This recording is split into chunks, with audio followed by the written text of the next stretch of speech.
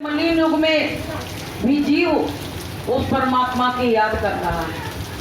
कैसे भी कर रहा है, कर तो रहा है कम से कम। तो प्रेमियों, हमको जो मानव जीवन जो मिला है, इसको बर्बाद नहीं करो। इधर उधर की चुगलियों में, चपाटियों में, बेकार की बातों में अपने समय को नष्ट मत करो। क्योंकि जब वो मौत की शहजादी आएगी, मकान खाली कराया जाएगा, तब हमको लगेगा उस समय कि मुझको इतना समय मिला, मैंने कुछ कर नहीं पाया। उस समय हमको बड़ी घबराहट होगी, बेचैनी होगी कि अरे गुरु महाराज ने तो बहुत पहले कहा था, संतों ने ये भी कहा है कि कर ले सो काम और भज ले सो राम। ये पूंजी तो तुम्हारी यही छुड़ा ली जाएगी जो तुमने मकान बनाया, दुकान बनाया, पैसा रुपया इकट्ठा किया, लेकिन वो कमाई भक्ति की नहीं अगर की तो प्रेमियों खाली हाथ आए और खाली हाथ वहां से जाना पड़ेगा। कमाओ पूत सबको अच्छा लगता है प्रेमियों, जो कमाता है वो पूत सबको, माता पिता को अच्छा लगता है। ऐसे गुरु को भी जो भक्ति करते हैं, भजन करते हैं, सत्संग करते हैं, उनको वही अच्छे लगते हैं। बेकार की बातों के लोग उनको बिल्कुल पसंद नहीं। गुरु महाराज ने कहा कि मोहे चलचित्र कपट नहीं भावा, निर्मल मन जन सो मोहि पावा। जिनके हृदय दंभ नहीं माया, तिनके हृदय बसे रघुराया। जिनके हृदय में दंभ नहीं है, माया नहीं है, विकार नहीं है, उनके हृदय में ही परमात्मा वास करता है। प्रेमियों, जैसे सावन के महीने में नदियां उफान मार रही हैं कि नदी फाड़ के इधर निकल गई, उधर निकल गई, टूट गई, जाने कहां कहां लोगों को बर्बाद कर दिया। ऐसे ही हमारे अंदर जो काम के, क्रोध के, लोभ के, मोह के, अहंकार के जो विकार भरे हुए हैं, वो कलयुग में चरम सीमा पे उफान मार रहे हैं। सब तरफ से एक ही विकार हमको बर्बाद करने में काफी है, ज्यादा की जरूरत नहीं है।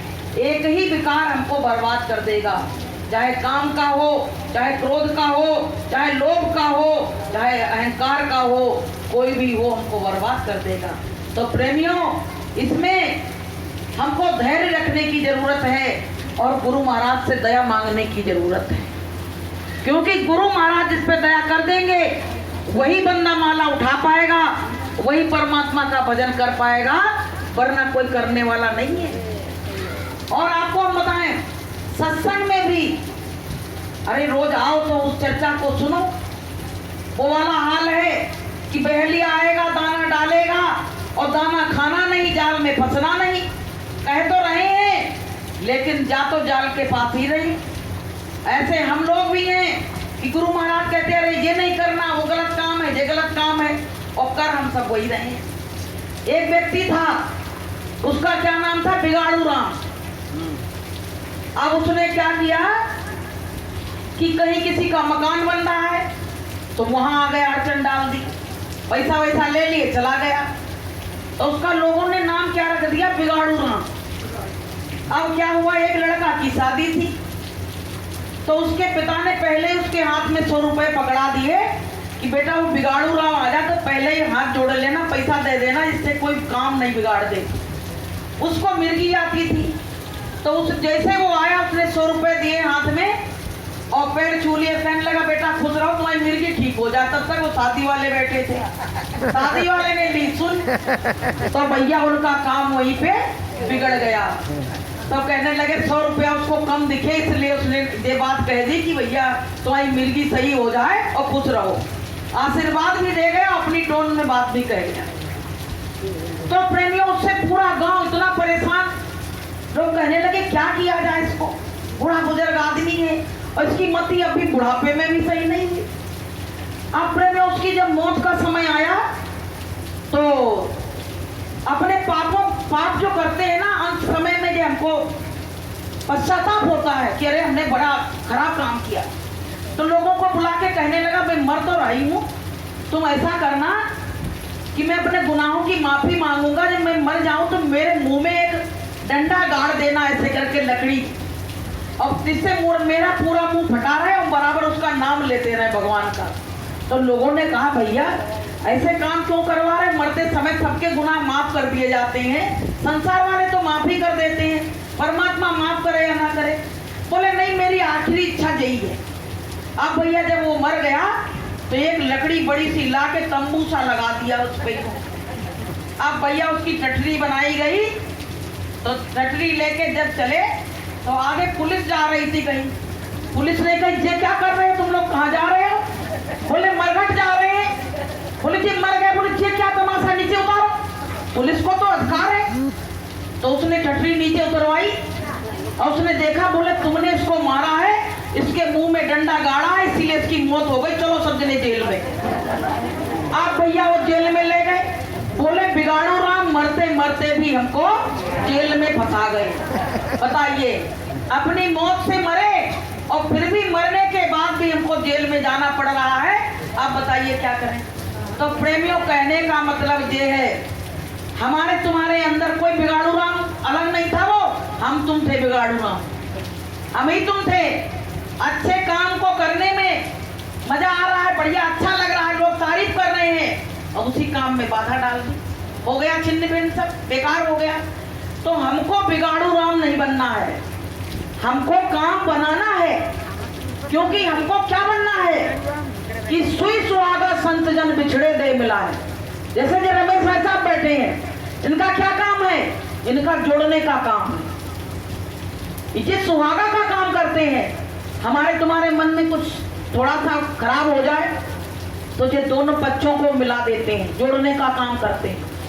तो ऐसे बनने की जरूरत है हमको। हमारे अंदर गुरु महाराज वो ऐसी पावर दे दे, शक्ति दे दे कि कोई परिवार टूट रहा है, उसको हम कहीं जोड़ दे तो उसकी आत्मा हमको कितनी दुआ देगी, ना कि उसको हम तोड़ दे तो हमको दुआ देगी।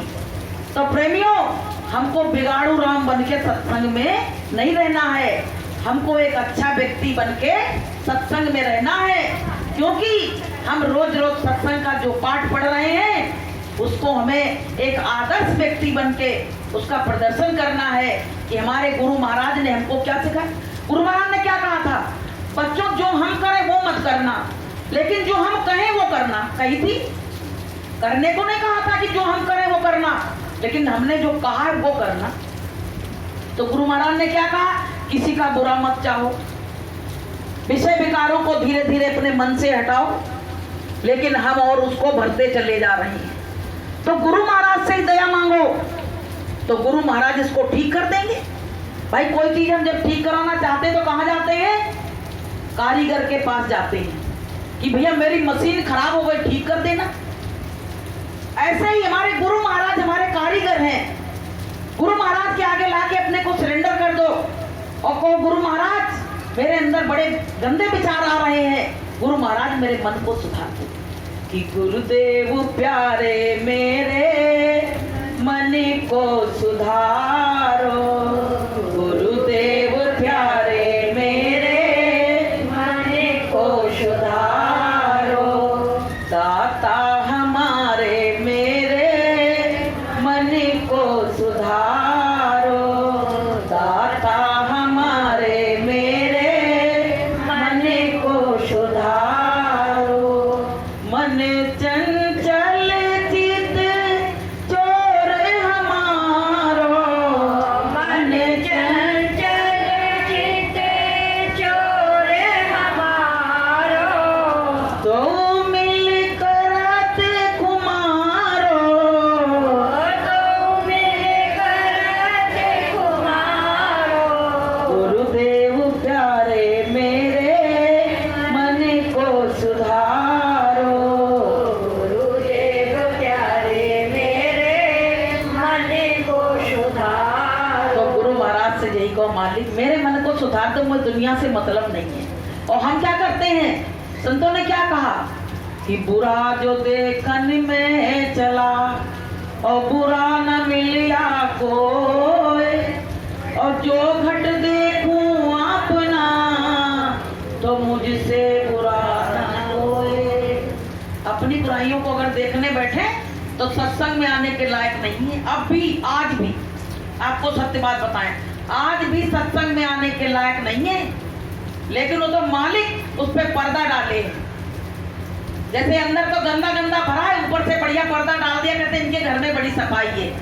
ऐसे इसके अंदर बड़ी गंदगी है, लेकिन ऊपर से पर्दा पड़ा हुआ है, इसलिए दिख नहीं रहा है। बढ़िया कपड़े पहन लिए, खुशबू लगा ली, बढ़िया घूम रहे हैं, बड़े सुंदर हैं, बड़े साफ हैं, लेकिन अंदर कितनी बुराइयां भरी हैं। अंदर तो भैया इतना मैल भरा हुआ है जिसका कोई हिसाब नहीं। तो प्रेमियों, कहा गया कि मंदिर तोड़ो, मस्जिद तोड़ो और तोड़ो गुरुद्वारा है, और दिल कभी दुखिया का ना तोड़ो, ये घर खास खुदा का है, वो परमात्मा का घर है, उसको बिल्कुल दिल किसी का मत तोड़ो।